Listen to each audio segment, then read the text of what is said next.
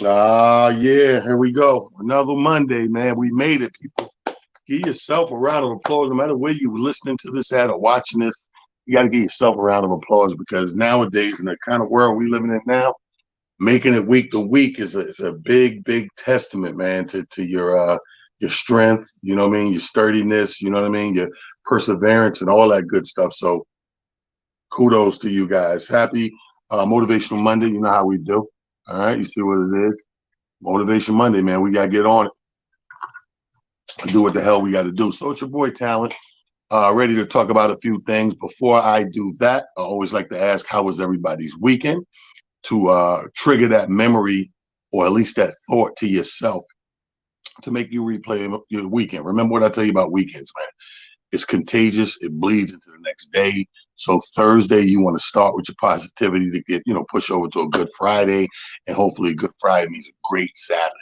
Great Saturday usually means a tranquil and real restful Sunday. It's the Lord's Day. And if you have a restful Sunday and tranquil and you get to relax and survey things, guarantee you Monday, going to kick in right. All right, so let's get to it, man. It's a Motivation Monday. It's actually the right before Thanksgiving Motivation Monday. This is a special one right here. Let me bring in my co-host. Ladies and gentlemen, please welcome alongside me the one and only, the great, incomparable Amir Silly. What up, player? Hey, what's going on, Big G? What's going on, I, Big I'm, T? Man. it's good, man. It's good. You had a busy day. Yes, sir. Yes, sir, man. I jumped up early. Like I said, I mentioned a little early on your motivational Monday thing that you do. I had to run up top see Mom Duke. She officially made 82 today. So just it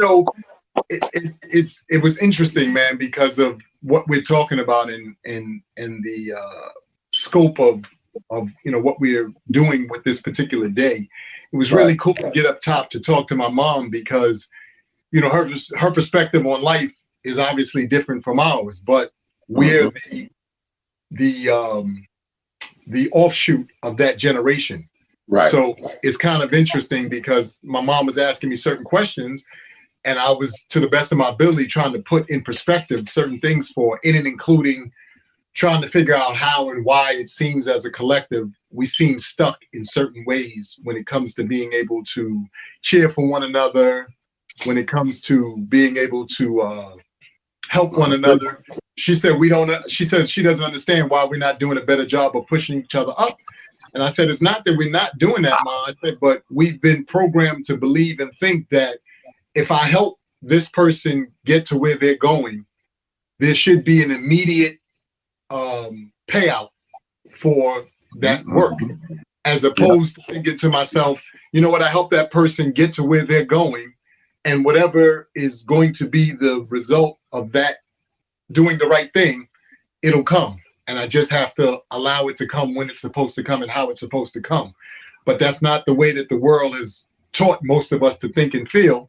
So now we live in this box where we feel that everything has to be guarded, and we have to keep everything to ourselves, as opposed to this is the universe and nature and all that stuff is for everybody. It's not just for this person or for that person. It's for all of us. But I understand her question. I understand it totally. Like for somebody who's lived and seen things that we have yet to live and see, and go through what, she was, if she's 80, she went through, you said 80 or 82?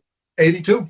Oh, 82. 82. So she's been through the thick of things. Like, you know what I mean? This little, shit we complaining about and crying about, she done been through way worse, that I do see her hitting 80, 82 and be like, why are y'all still idiots? Like, why y'all still fighting? That's basically what they're asking. So why y'all so stupid? Like, we done did all this stuff and y'all still stupid and stagnant. And I get it. And let me ask you this. As your mother hitting 82, first of all, your mother shares zodiac sign with the new president. So that's crazy. Your Yeah. mother hitting 82, would you say your mother's very coherent and, you Yes. know, sharp? Still very much so. She still, has Okay. brain of all of her faculties. I mean, obviously she's slowing down, because of age and Right. because of wear and tear. But on the grander scale, no, she still, has all her You see faculties what I'm left. saying? And they try to make that an issue in the whole presidential thing because he just turned 78, you know, so that's out the window. That don't mean jack shit. You know what I mean? But I do understand, you know, the question. It makes, you know, it's funny because it makes all the sense in the world. When we deal with different generations, it's funny how you're right. They see stuff totally different. I was in a bar one night and it was like a light night in the bar. I think it was raining or something. So it was about 7, 8 of us in the bar. And all various ages, you know, you had people in their 30s, you had us, and you know, we were in our 40s, people was in their 60s and stuff, and you had this lady in about 70 something years old, 76, 77, and somebody said, "Let me ask y'all something. What's the most amazing thing y'all seen in your lifetime?" And you know, you could tell by the ages, the answers. You know, people were like, "Oh, I seen somebody die. I seen like the life leave a body, or I seen childbirth. That was the most amazing thing." The lady in the bar was the oldest. She was about 75, 76. And she said the GPS, the navigation system we use, like in a car, she was like, that GPS, that is the most amazing thing that you could put a number in there and it gets you door to door. She said, that's the most amazing thing I've seen in my life. Now imagine that. Wow. Imagine that piece of technology to us. The younger you go down the line, it's like we're supposed to have that. Yeah. She was like, "Yo, that shit there." It's so fun. I mean, and thank God for elders and longevity in all of our family's lineage. I'll never forget when my grandfather was still alive. God bless his soul. He was around us till 104, 105. But I remember one time I was having a conversation with my grandfather. He said, "I remember the first call." I was like, "What, Grandpa?" He was like, "I remember the first call." Right. I said, "Yeah, you mean that's recent calls?" He said, "No, the very, very first call." He was said, dead system and this and that and the third. He said, "I remember before planes." And like he was saying stuff that in my brain I just couldn't. Like I couldn't put it together. I was just you was trying, but you couldn't fathom that shit. I couldn't. You didn't live it. You know what I mean? Like it's a different ball game, man. I mean, shout out to all the generations, especially our elders who have put in so much work and built this thing we call foundation that we stand on. Shout out to all of them. But once again, to the audience, welcome out to Motivation Monday. We're gonna be all over the place today. We're going all the way to Atlanta. I got a worldly renowned author in the building with us today.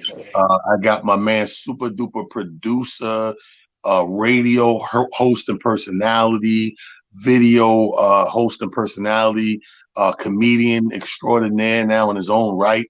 I got Dejon in the building. I got another comedian later in the show that's going to be a whole different take on the second half of the show. Is going to be very interesting because we're talking about all these things during a worldwide pandemic. Now, yes. So this is why I want to pick these different brains and find out. And we're going to get to the story of the day, something that I touched on this morning. The main story of the day is getting back. The pandemic seems to be creating some sort of emotional and mental amnesia with a lot of our folks. And we want to press people to get back to remember who you are. Yes. Remember, you're a bad motherfucker. You're a bad king or queen. You know, pardon the pun, but you're a bad motherfucker or you're a bad bitch, whatever it is. And I think that the stress and the state of depression during this pandemic has caused a lot of people to forget that. They forgot that they got through trying times before, and we're going to revisit that. All right, so keep that in the back of your vest and know that we're going to come to that. First and foremost, let me pop in with my first guest. He's from my town, Money Earned in Mount Vernon, but now he's out in Atlanta, Georgia. Please welcome to the show, Relentless Aaron. Relentless Aaron is in the building. Want to bring him in real quick. Come on in, Aaron. Can you hear me?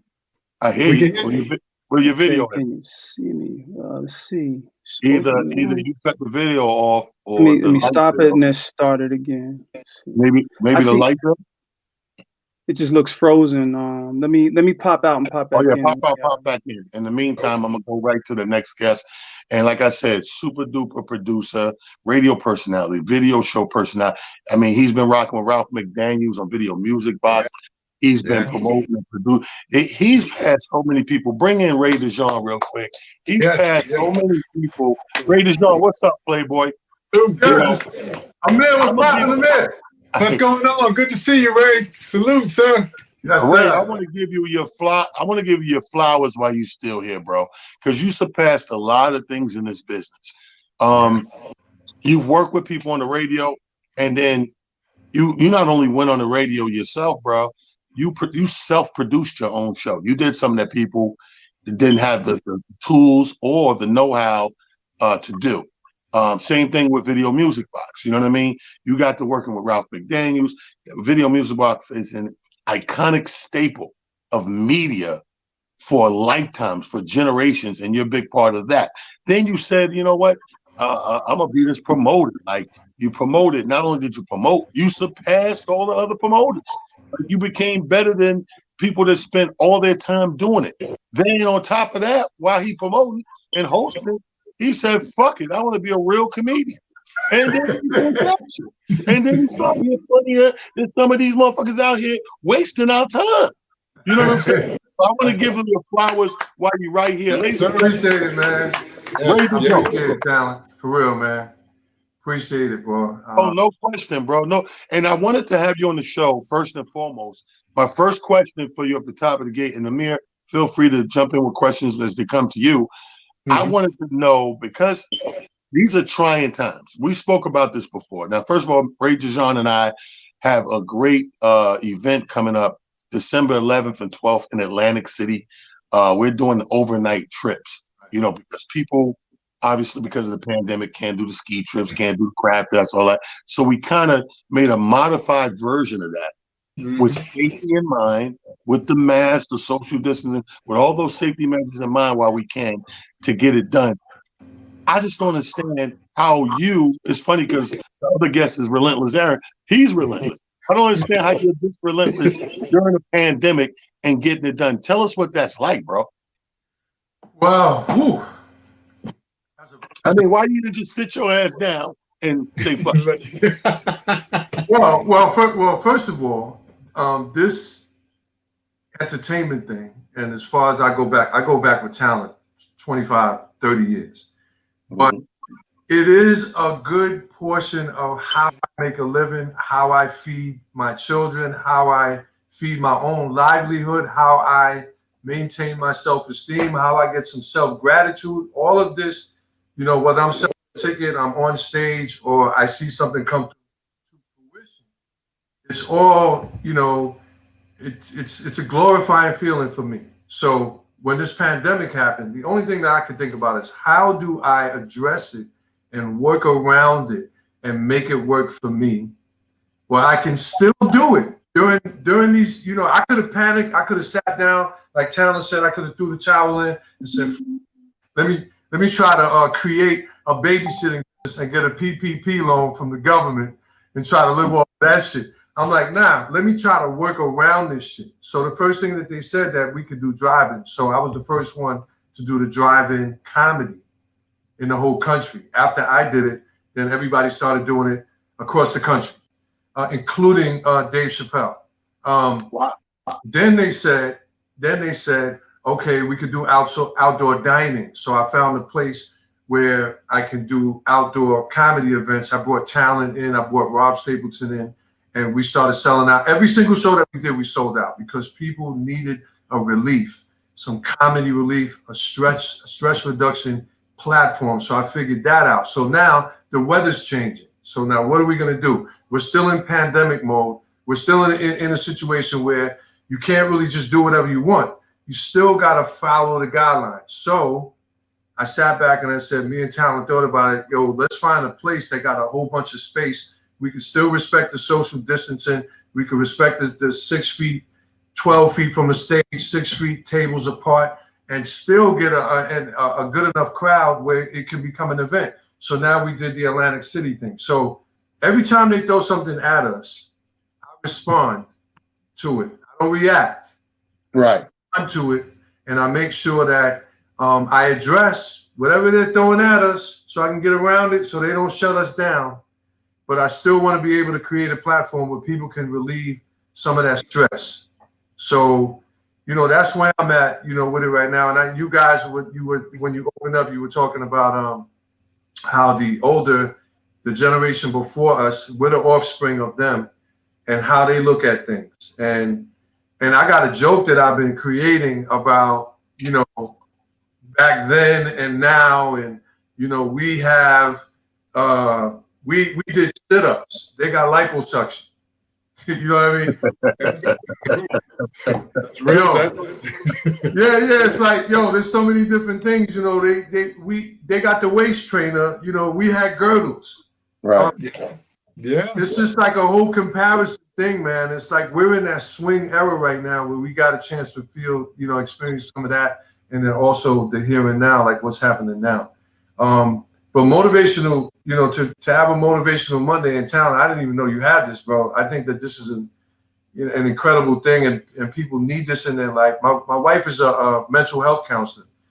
Right now, business, she's getting so much business right now, and she doesn't have to leave the house. Everything is virtual. So she's creating this business now where she counsels people right online, and it's almost like they're sitting there, you know, in a. So it's important that we address. You know, I'm a recovering, you know, cocaine addict. I got clean January 6, 1984. So it's been a very long time for me. But right now, substance abuse, alcoholism, domestic violence, you know, everybody thinks the kids being at home, not going to school is a good thing. That's not a good thing. There's a lot of parents, man, that don't have that capability to be patient enough to deal with those kids at home. And those kids are getting their asses whipped on a higher level right now. There's a lot of things that we got to be concerned about, you know, right now during this time. You can either be overtaken by this time, or you can work yourself through this time. But that's what I always say. My thing is like coming out on the other end better than the way you went in.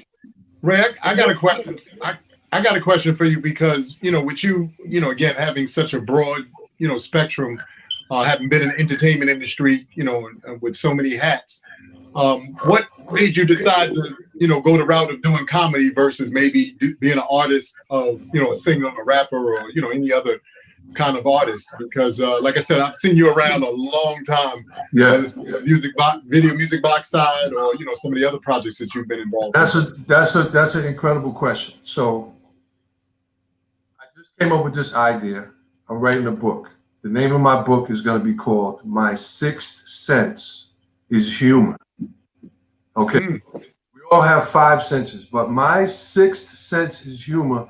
The reason why I'm entitling my book that is because humor is the only reason why I have gotten through the life that I have experienced. Humor is the strongest aspect of every category in my life. And I'm going to give you an example, so I'm going to try to go through it briefly. So I was a victim of domestic violence. I had a biological father and 3 stepfathers that were extremely violent and sexually abusive to my sisters, and very violent to my mom. Just giving you that. So I lived in a domestic violence household. In school, I was a class clown. And I'm going to explain how all of this is attached. I was a class clown in school. In the street, I was the dude that ranked you out and you wanted to fight me.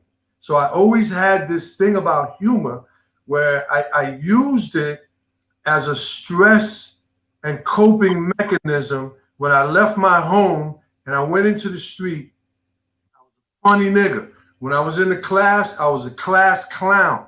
So I was acting out to get the attention in school, on the street, that I wasn't getting at home because I was in an abusive home. So humor became my coping mechanism to deal with what was happening in my house. So now, I'm an overachiever in school. I got skipped from the 7th grade to the 9th grade. I'm doing great. Then I moved to high school. High school is when everything went down. That's when I moved to another neighborhood, was able to change classes, and I became overly overtaken by peer influences, and boom, I became a criminal. So let me just bring it all together in real quick for you. So there's 5 different chapters in my book. My upbringing, my incarceration, substance abuse, my working, developing a career in entertainment, and then finally feeding my family and doing exactly what I want. So in the beginning, humor helped me to cope. Now humor is the reason why I'm successful. So I took to survive and get through. I got this joke I do on stage. Once when I was incarcerated, they didn't find out. They found out I was pussy. I was homing to pussy. Because these niggas laughing the whole time. Kept these niggas laughing the whole time. They didn't figure out that I really wasn't a fighter. I just was a resourceful nigga, knew a lot of motherfuckers, and I was funny. That's the reason why I got through incarceration. When I went into the street and then my drug problem got out of control and I voluntarily put myself in a drug program, while I was in the program, I used, again, humor as a coping mechanism. And the counselor said, yo, you're a very dynamic speaker. A lot of people listen to you when you talk, and you're funny. You should become a counselor. So I became a counselor. So I used my counseling ability and my humor to get people to respond to me. And I became a dynamic counselor. Then, while I was counseling, this entertainment thing kept coming out of me. I would do fundraisers for the program I was working for, Elmcore residential program. And motherfuckers was like, yo, you should MC the fundraiser. I MC'd the fundraiser. People came up to me and said, yo, let me get a business card. You was dope doing that shit. Eventually, I landed a gig on Dance Tracks USA. Eventually, I landed a gig on Video Music Box. I used my counseling ability, which is interviewing skills. I used my humor, which is the humor that I use as a host, and to grab people's attention. And so I started using that, and I developed a out of it. So at the end of the day, I said, you know what? Yo, man, I love this fucking comp. Then I met this nigga, Talent. So I took the popularity from Video Music Box and I started promoting comedy shows. He was the first dude I hired as a host over 25 years ago. He was charging me $200 back then. This nigga was the hottest motherfucker in New York, and I used him. But I love comedy so much. When Talent used to go on the road, I said, yo, T, can I roll with you? So I used to just roll with Talent on the road and shit. And then I started promoting my own shows. And he told me how to promote my first show. He said, Ray, give out 10,000 free passes, pack your shit. And I'm telling you right there, that was the promotional strategy that I use. And until this day, I'm still a traditional promoter where I do the same thing, the hand-to-hand combat, the whole nine. And so the sense of humor, since I always had that, and I was hosting, Talent used to coach me on the phone. All right, Ray, I can't make it today. Yo, do this, do an old school song. You can improv well. Get these niggas to do old school dances on stage. You could grab some laughs out of that. You don't really have to do stand-up. Right. Did that for a long time. And then I started stumbling across jokes. And I said, I'm going to keep that. And eventually I put all those things that I stumbled across together and I came up with a set. And see, that's in turn, that's a body of work. You know what I mean? And it becomes a foundation. That one thing, I love how your story, one thing leads to the next. And this is what I'm saying. And this hits, no pun intended, for the nickname of my man Aaron, Mount Vernon, is that you were relentless in your pursuit to doing things, no matter what it was, whether it was video hosting, whether it was promoting, whether it was getting into the comedy lane, whatever it was, you were relentless with it. And remember I was talking about this morning on the show, Amir, about how the people who you surround yourself with, sometimes they inadvertently and subconsciously will stagnate you and hold you back because they see that relentless in you, and they see that grabber, that go-getter, and they can become selfish and say, well, I don't want him to make it. Not that they wish you any harm, but they're looking at it like, yo, if he make it, he gonna leave me. I ain't gonna be down no more. So they will get in the way of shit like that. And that's where we actually got the word, the phrase hating from, when we finally started to say motherfuckers is hating, is because they're trying to block blessings, or they're coming from the left, right, or up the middle, it doesn't matter. Speaking of Relentless people, don't go anywhere, right? My man Relentless Herman has joined us. This brother here, I still got about 4 or 5 books actually on my bookshelf when this brother was putting books out. And when everybody was starting to do the self-publishing and all that stuff, all those books be like this thin. It'd be like 16 pages, and they think they got a book, right? I remember this dude coming home because he's from Mount Vernon, home for tea. Got my book, boom. And I think it was Kingpin or one of them books. This shit was like this fucking big, son. And I'm like, no. I'm like, ain't no way. Ain't no way. I'm like, read it. It's real good or whatever. And I got through this book, and I said, look, this book. I just got my shelf right now. Look at this shit, man. How many books you did, Aaron? I'm up to 3 dozen. Wow. What? Hey, Talent. You know what's crazy? He probably, it's great that we're having this conversation because he probably can help me with my book. True. That's facts. Yo, he knows everything from the rooter to the tutor, publishing and everything. He's a very well-read, profound brother. You know what I mean?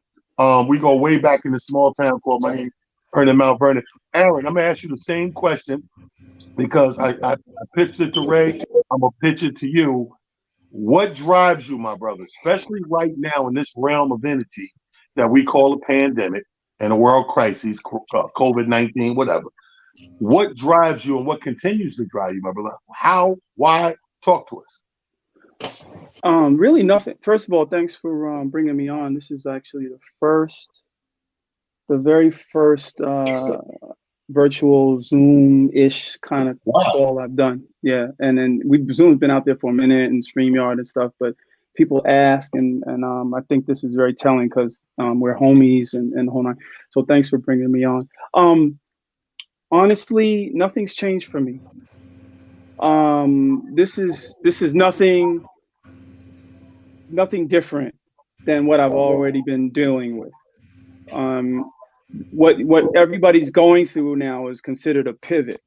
Right. And I've been pivoting from day one. Like, this is nothing new to me. Being resourceful with what I have. What is it? Booker T. Washington, he said, do what you can with what you have.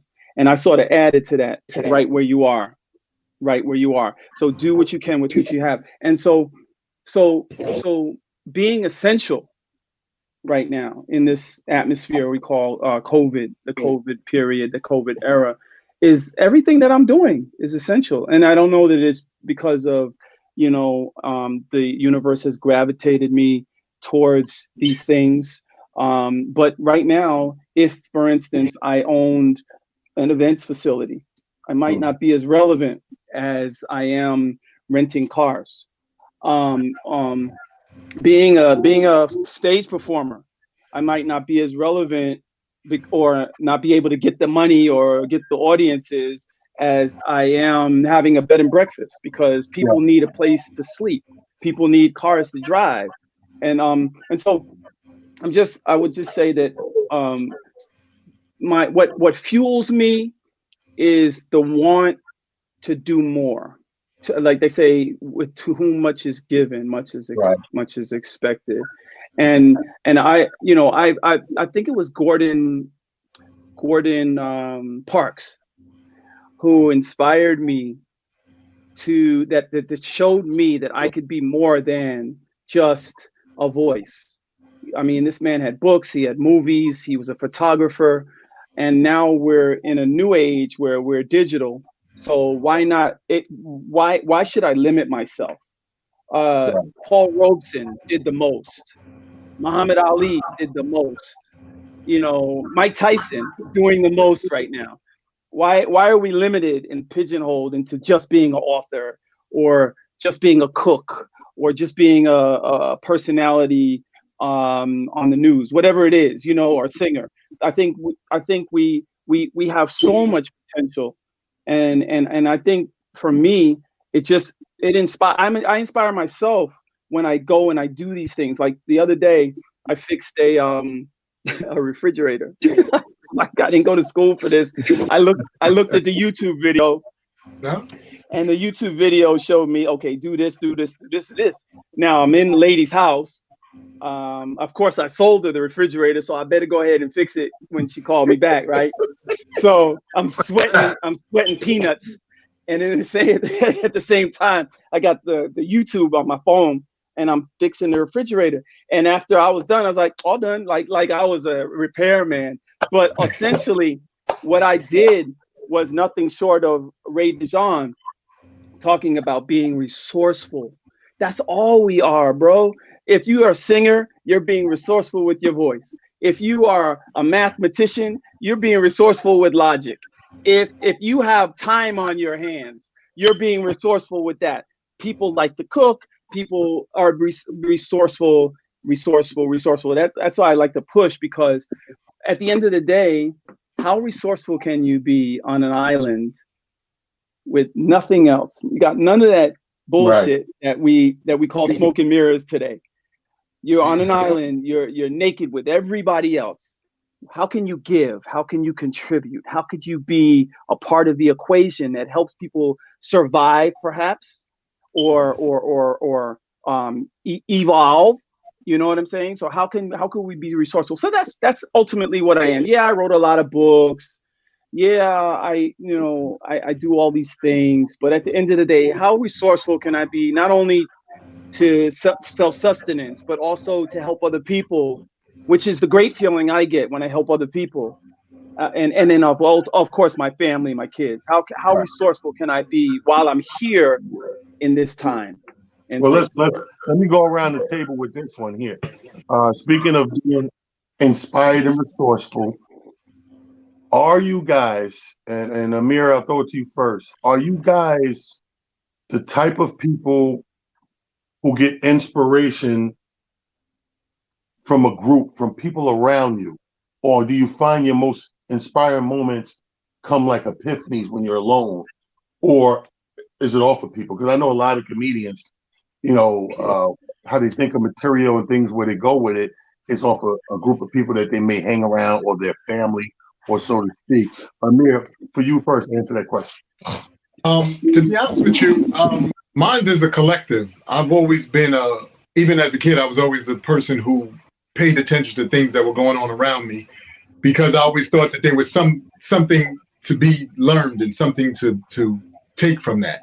So if I had a neighbor who was a exterminator, I'm thinking to myself, well, what really is an exterminator? So then I go, do my research and look up to see exactly what that is. Then I might have another neighbor whose mother works for the phone company. What does your mom do for the phone company? That kind of thing. So I've always been inspired by the things and people around me, because seeing how they were able to move, throughout this journey called life, always helped me to go, oh, wow, that's interesting. They find it enjoyable. They find, take some solace in it. And to Relentless point, they find it a way of giving service. The biggest person that I took that from was my mom. She worked, to me, seemingly all the time. I told her this today. I said, Ma, I don't really remember you taking vacation. Like now as an adult, I work for a corporation. I have, vacation time. But I don't remember seeing my mom take vacation time. I just remember my mom only staying home seemingly when she was sick. But I know she had to have vacation time. It just didn't seem like that to me, I guess, because her job, and my mom took it seriously, was taking care of her, her children and taking care of her husband. So she was constantly working, whether it was actually her job or taking care of us at home. So I try to find inspiration in everything that I see around me, stuff that I hear, things that I read, stuff that I see online. Okay, so Ray, what about you? Yeah, let me jump into this. So I might fuck talent up with this, but I am, okay, I feel like the best in me I've discovered based on watching other people. Let me explain what I mean. So when I used to ask my clients, who are you? Like, who are you? What is your answer to that? Like, a lot of times when you ask somebody, who are you? They have no fucking idea how to answer that question. And then I would say to ask my clients, what do you want to do? Like, what kind of job do you want to pursue? What do you want to do for your life? And a lot of them get confused and they don't really know how to answer that. They say, oh, I want to do this, I want to do that, I want to do that. So the way that you find out what you really want to do is you got to ask yourself, what is it that you love? What is there a certain thing in your life that you fucking love? I started discovering more and more when I started hanging out with talent that I love laughing. I fucking love humor. Shit is amazing to me, to the point where I'm watching this dude. People would say to me, yo, Ray, you got to be careful. You're starting to sound like talent. I don't have no problem saying that talent is one of my idols from when I started loving comedy. I started loving comedy through talent. I used to live through this nigga to discover things about me. Now, eventually, when I discovered that I love humor and I love laughing, and I think it's a skill and I think it's a talent, then I started applying it to who I am as an individual. Talent is talent. I'm never going to hold a Heineken like he does, but I can discover something else in me. So sometimes when I see things in other people that really is strongly appealing to me, it means that there's something in me that identifies and relates with that part, that individual's character, which is okay for me to start to bring that out in me. So you ask me, who am I? I'm going to say that I'm a person that fucking loves to laugh.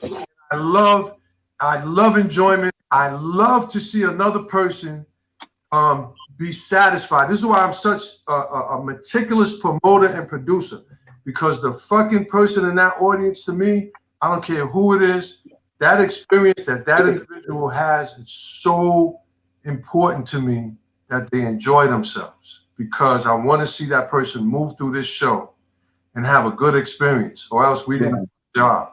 So I watch other people and I discover more things in me. And that's how I was able to figure out who I am as a person and start to build my own personality. Yeah, I may like things about talent.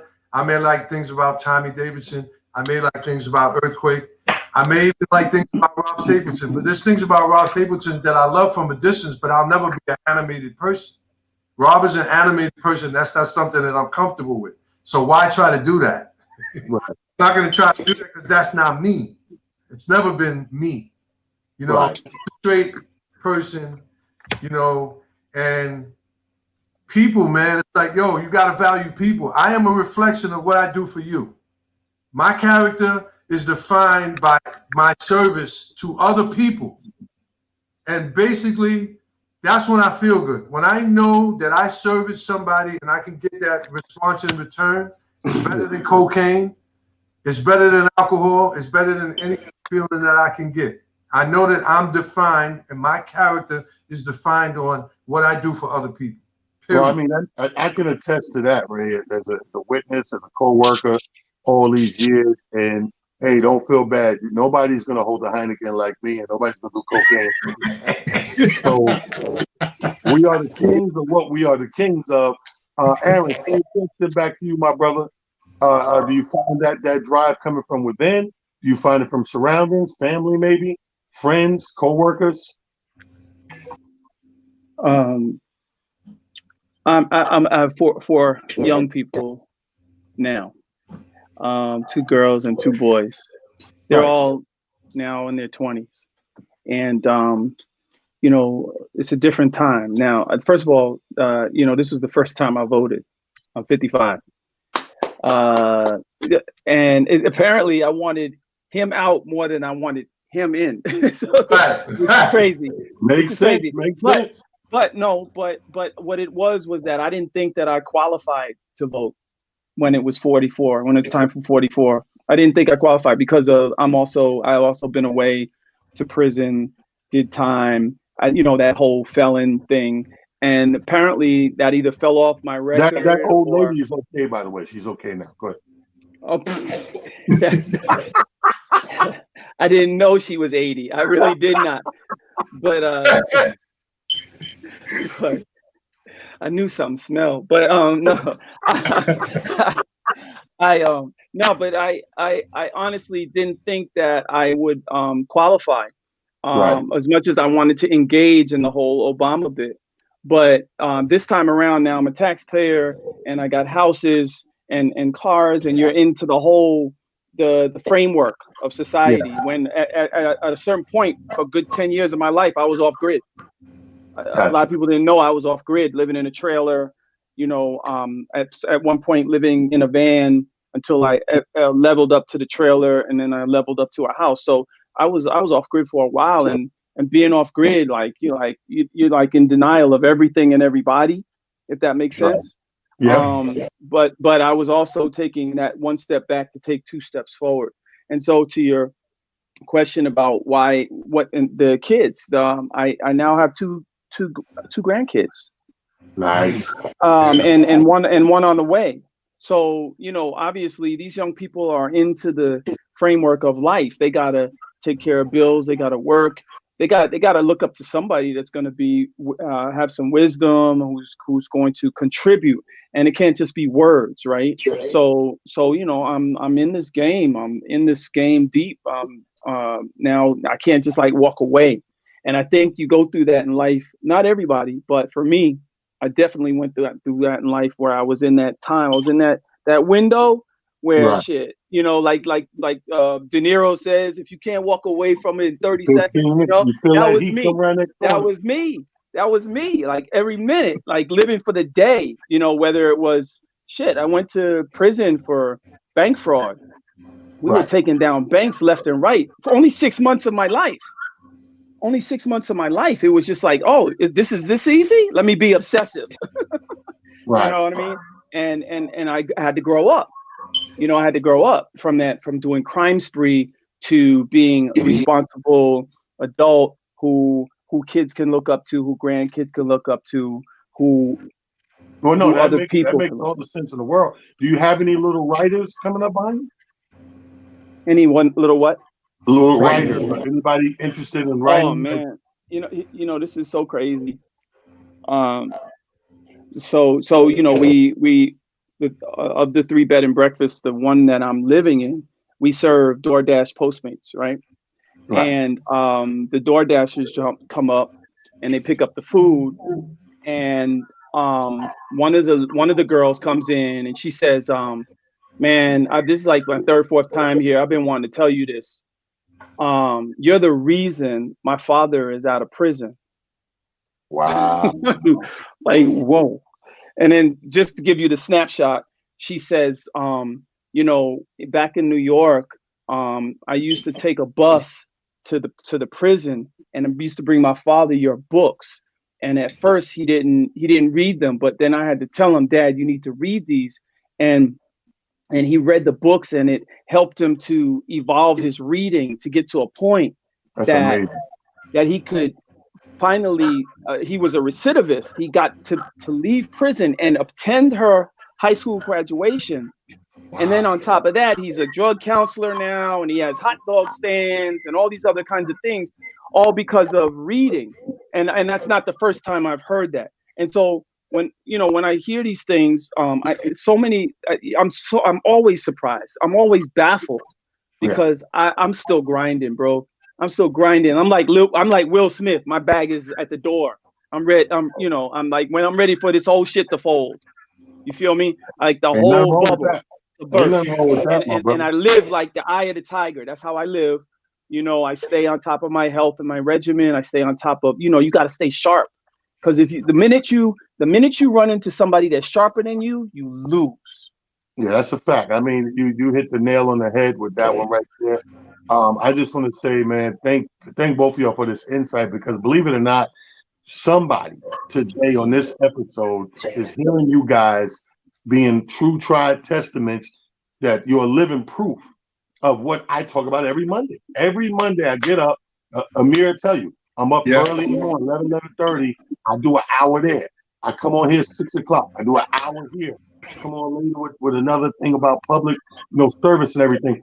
But every Monday, people listen. They need to hear from us and know that it's true. That's why I was saying earlier about a lot of people got amnesia because of the pandemic. They forgot that they're a bad bitch. They forgot that they're a bad motherfucker. They've been through stuff before.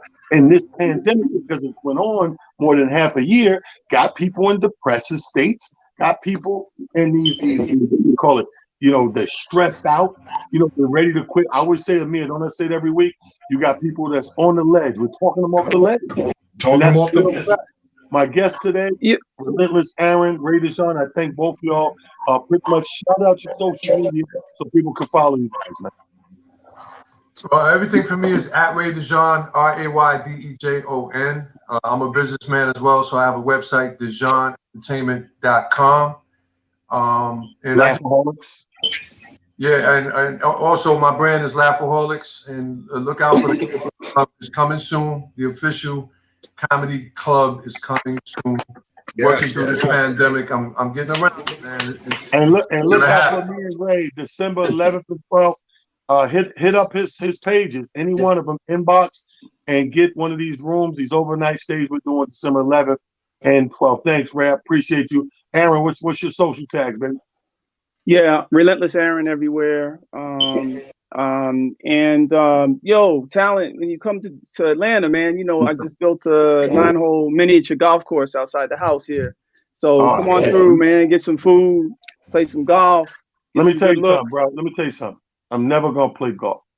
It's not golf, it's miniature golf. I'm nice. I'm nice at miniature golf. I'm never gonna play real golf because that's admitting you old. When the motherfucker go out there and play golf, he said it's over. Online, you can find us at the Relentless House. Just Google the Relentless House. And like I said, you know, we have the miniature golf course is not open to the public, but you can actually, you know, contact us and we'll set a window aside so you can have fun out there, have some food, and come on through. Because I needed to make it because of what's going on. You know, people need exclusive space, something different, to be outside, to be etc. Aaron, I'm gonna be in touch, man, because I'm gonna be in touch with you. I need you to help me with my book. Come through and play some miniature golf, Ray. Stop running into me in Walmart and Goodwill, man. Hey, thank y'all to my guests. Thank y'all very much for stopping by, man. That's what I'm talking about, Amir. That was crazy right there. That was crazy, man. Now, wow. Amir, you think that's crazy? I'm about to fuck you up right now. My next guest. Wow. You know this comedian. But it's not the comedian that's gonna fuck you up. It's his story, because that's what I wanted to talk about today. Like, we're in the middle of this pandemic, and people, I find somebody's gonna find this story motivating, because while people are stagnated and scared to make moves and do things, oh my God, I don't know what's gonna happen at the end of the world. Not this brother. He's already a wild and crazy comedian. But he just up and said, I'm moving to Vegas, all the way from the East Coast, all the way to the West Coast. My good friend, Davian Velez, is joining the show with us. Yeah. What up? Yes. What's up, Amir? What up, T? What's going on, yo? I'm in the desert. In my backyard, it's a freaking desert. Like, you think I'm playing? Like, look at this view where I'm at right now. I got the car parked here, the lady over there, Snoopy over here. Yes, and we got this. Yo, this is I'm in the desert. You see this? Yeah, that's a great look, man. I know that weather's still, you know, borderline good out there right now. So you're in a good space. You're at a good time. That making that Town will tell you, I got tired. 44 years of wearing long johns. I'm done. I was like, no more cold. Yes, sir.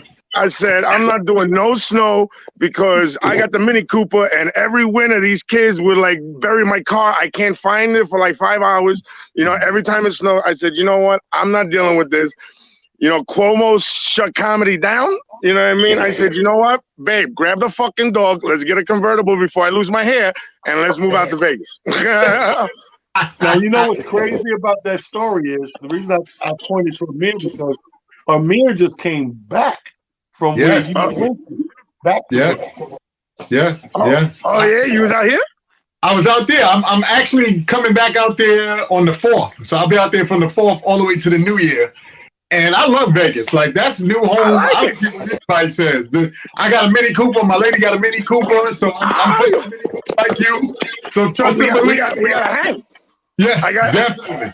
I got the convertible one out here in Vegas, Okay. And I got the little crappy one back in the Bronx still. Nobody want to buy it. I've been trying to sell it. If Talent, you need a car finally. Seriously. You know what I mean? You can barely fit in it, but I'm gonna tell you like I told my last guest. He tried to get me to play golf. Fuck at it. Yeah, I play golf now. Stop the shit. I don't think I'll probably ever drive again. This Uber Lyft shit, I did the numbers. I'll be honest with you. I did the numbers year by year, and I'm like, yo, I'm paying almost $3,500 more a year for some shit that I don't have time to buy. I only been telling you that for 20 years already. No, I don't have time to drive. So why? I'm not gonna get a car because, like, dude, between insurance and whatever the car costs, like $3,500. Yo, Uber, $6 here and there. I do that shit all day. All day. And don't be. And New York is as high as it gets. New York and LA. Yeah. So when I'm in the middle traveling through the country and jumping these Lyfts and Ubers, they be dumb cheap, son. They be dumb. Yo, it's crazy. I just want to talk to you. I wanted you on the show because it's Motivation Monday. Of course. And I think what you did is whether you realize it or not, it's motivating to some people because this is a stressful time for most. If it's not depressing, it's stressful, and it's knocked people down into these stagnated, depressive states where they feel they can't do nothing. And in the middle of that state where most people are in, you put a plan together and made one of the biggest moves you can make in your life. I'm scared. I can't find adobo anywhere. Or I just found Bustelo coffee. It's really, everything's a taco. Everything is tacos out here. It's driving me crazy. I want to cook a penne for Thanksgiving. I can't cook a penne because I can't find no freaking adobo or sazon. It's driving me crazy. Talent, send me some, please. Send me the address. I got you, my brother. Question for you: how was the comedy scene? Did you make some connects already? Yeah, well, the comedy scene, like what I did was because basically my TV show, I got a little funding through the company, and I planned. I said, you know what, we're gonna move out here. I wanted to film a post-pandemic episode of the show because we're actually my show Comedy Bites. We're featured again December 8th. It's virtual for the Omnicultural Film Festival, and for the show Comedy Bites. And Comedy Bites, it's a comedy, food, and travel show where me, Nikki Carr, Tara Kenneth Tracy, 3 comic friends from the Bronx, we go to different restaurants and comedy clubs across the country that have great shows but also great food. We interview comedians from those cities. We try like 4 or 5 of their best dishes, perform with them as well, but then also do a traveling aspect. As essentially every time I would go on the road with Talent, first thing I would look in the hotels is to see the little pamphlets of what's cool to do in the city. What cool sights can I see? Because who knows if Talent's going to bring me back with him. He also has Aldo, so I always like to, travel. So I want to show America how comedy and tourism is still alive, especially during the pandemic. So That's great. I threw everything in the U-Haul truck. I said, you know what, babe? I said, instead of flying out there, let's see the country. She's from Ukraine. You know what I mean? She only been here 8 years. She always wanted to go across the country. I always wanted to go across the country. So I location scouted, on the way here. Stopped in 10 different cities, found a whole bunch of great comedy clubs that Talent you have worked at, in Oklahoma City, Bricktown Comedy Club, great food there. The Helium in St. Louis. We stopped in the Comedy Club in Kansas City, where the owner, he's actually a comedian, and most of his menu dishes are like from his mother's recipes and stuff. So, we checked everything out. Nice. We came out here in Vegas. We found an apartment and everything like that. And I decided I was location scouting over here. None of the comedy clubs out here have food, actually. But we're actually doing December 10th. I locked it down. We're filming an episode out here, a post-pandemic episode. Me, Nikki Carr, Chris Clark, Tara Kenneth Tracy. Tara's actually going to be in Talent, so I'm going to have both of them on the episode. Nice. And also John Caparillo is our headliner, who he also got affected with the he had a residency at Harris, but everything got shut down. But now our comedy is actually back a bit.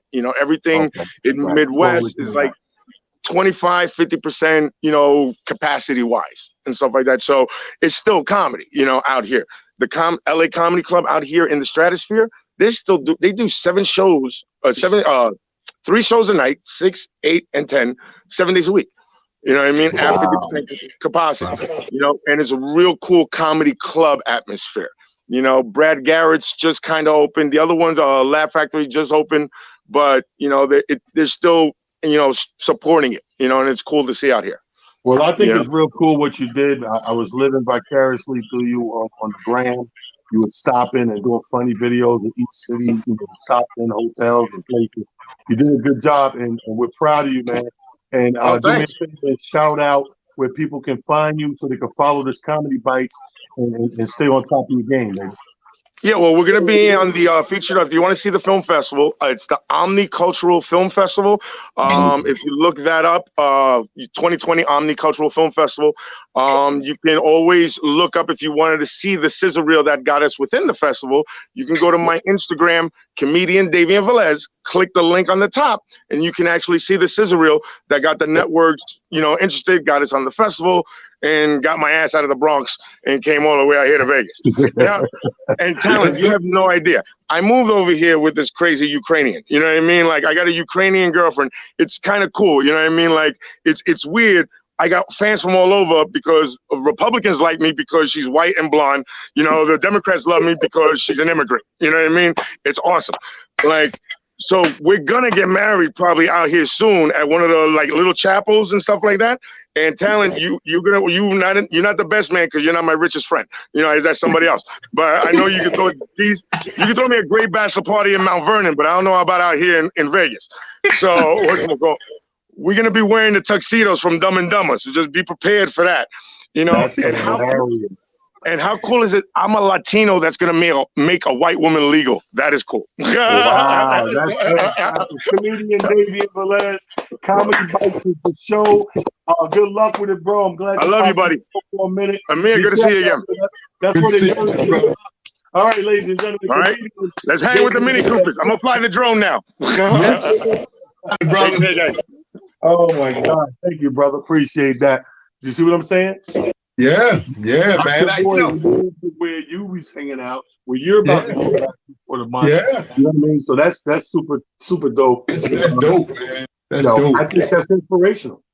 It is. And you know, today's show, as all of these shows are, and as like been telling you since you started all of this, today's show really took me by surprise because I've known Ray Dejon for quite a few years, and we've never had the opportunity to talk. You know what I mean? It's always kind of been in passing. What's up? Here and there. And to hear his story today, man, I was like, wow. You know what I mean? I would have never put that together in any way, shape, or form. And then, obviously, your partner Relentless and his story, same thing. I'm just like, man. But I promise you, just like I said to everybody earlier, on the platforms that we were on earlier, it's imperative that everybody bring their A game to what is going on in this world right now, because somebody needs your A game. Somebody needs it. You might not know it, you might not understand it, but believe you me, somebody needs it. Somebody is listening for that nugget that you may share. Somebody's listening for that, or looking for that smile. Somebody's looking to hear that thing that connects them to whatever it is your experience has been. And that's all they need for them to hold on and for them to move forward to whatever the next level is and whatever they need to accomplish. So this one was a really, really dope one, man. This was a doozy, my brother. And in closing, what I want to tell people is this. I really mean it when I talk about your circles and surroundings. It's very imperative. It's important as anything in life to be aware of them, first of all, and try to surround yourself and engulf yourself, in a mixture of people who are like-minded and who want and wish success the same way that you wish that you get it. It does not work for you to want success and you hanging out with people who could care less about success, because inadvertently and subconsciously, that will stagnate you, whether they know it or not, whether they intend to or not. That's exactly what will happen if you don't put the right elements together. It ain't no different than, brother, the shit we make ourselves at home. I remember growing up in the hood, it was making Kool-Aid was a big deal. You know what I mean? Because it sounds simple, but Kool-Aid take a certain amount of sugar. Sure. There's a ratio of the pack, the powder in the pack, and the sugar, and how much water. Like, you know what I'm saying? If you're trying to make a gallon of Kool-Aid, you got the empty gallon container. First of all, it tells you on the pack, this is only good to stretch for 2 quarters. So don't try to use 1 pack in a gallon, because now you're just taking a big glass of diabetes. You know what I mean? You just made a big jug of diabetes. There's a ratio of the powder to the sugar to the water that makes a decent thing of Kool-Aid. Everybody knew that in the hood growing up. If you apply that same structure to your group of people, because you gotta realize we don't go this way. We don't get younger, we get older. And with age is supposed to come wisdom, smarts and shit like that, and being better and doing better, and then reaching back and seeing who you can help to get where you just got. You just did a journey. There's somebody 10 years back starting at the starting point you did that you got to reach back and pull up. So it's very important, and it's super imperative to pay attention to those surroundings. Would you agree? Yes, I absolutely agree. And I'll take it one step further in this regard. I think when you raise your vibration and your energy to where you feel safe and secure, the amazing thing is you'll find the people, places, circumstances, and things will appear no matter what. So now you just have to be prepared to move forward with what your initial plans were. That I'm even listening to tonight to everybody who got on, Relentless, Ray Dejon, yourself, me. I said this earlier in the chat. We're empaths, which means we feel everything. We really do. Like our normal psyche, our normal energy feels everything. So we feel when people are going through things. We feel when the world is making a shift. All of those kinds of things. And because we do, we then take it upon ourselves to say, what can I do on a personal level that will allow this thing to even itself out or to level itself out?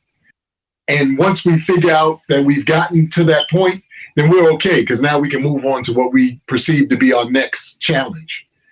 And I thank you so much, because you just like Ray Dejon said, have no idea how much you have helped me see that just based off of watching your work ethic, watching how you climb the ladder of success in the comedy game and every other format of entertainment that you allowed yourself to be a part of. So you are a shining example of that as well. You know what I mean? A man can't do it by himself, brother. Jesus needed disciples. So I applaud you and thank you, and I thank everybody listening and tuning in and watching tonight. Another episode of Motivational Monday, a very important Monday, because we're heading into Thanksgiving this week. I want to wish everybody a great holiday. I know we want to be deep with our family and all that stuff, but we do have to be safe and careful. And everybody, use your judgment, man. I'm not saying that I'm not the government. I'm not saying the government's 100% right or anything, but I am saying we now know a few things about this virus and what we're doing and what it entails, and we just got to be smart. Thank you to my co-host Amir. Thank you to all my guests, comedian Davian Velez, Ray Dejon, super promoter and comedian, and also author extraordinaire, now entrepreneur. I didn't know he had bed and breakfasts and miniature golf in the back of his shit. Relentless, and of course my whole team and super producers here at WimsRadio.com. Thank y'all, man. It's been Motivation Monday. Love y'all. Me and Amir out of here. We love you, and ain't nothing you can do about it. Salute, King and Queens. Salute, King and Queens. Enjoy your